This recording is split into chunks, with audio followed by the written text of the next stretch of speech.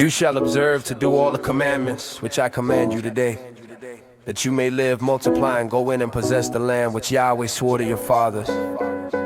You shall remember all the way which Yahweh your God has led you these 40 years in the wilderness, that he might humble you, to test you, to know what was in your heart, whether you would keep his commandments or not. He humbled you, allowed you to be hungry, and fed you with manna which you didn't know, neither did your fathers know, that he might teach you that man does not live by bread only, but man lives by every word that proceeds out of Yahweh's mouth. Your clothing didn't grow old on you, neither did your foot swell these 40 years. You shall consider in your heart that as a man disciplines his son, so Yahweh your God disciplines you. You shall keep the commandments of Yahweh your God, to walk in his ways and to fear him. Yeah. For Yahweh your God brings you into a good land,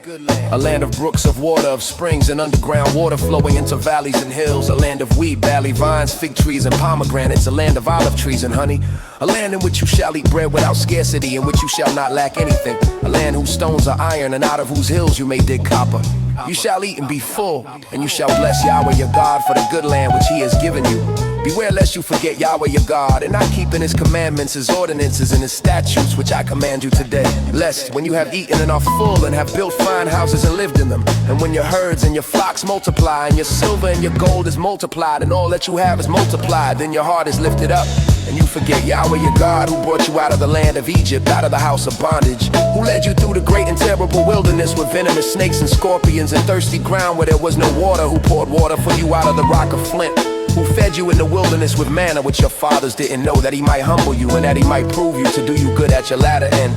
Unless you say in your heart, my power and the might of my hand has gotten me this wealth. But you shall remember Yahweh your God, for it is he who gives you power to get wealth, that he may establish his covenant which he swore to your fathers as it is today. It shall be if you forget Yahweh your God and walk after other gods and serve them and worship them, I testify against you today that you shall surely perish as the nations that Yahweh makes to perish before you. So you shall perish because you wouldn't listen to Yahweh your God's voice.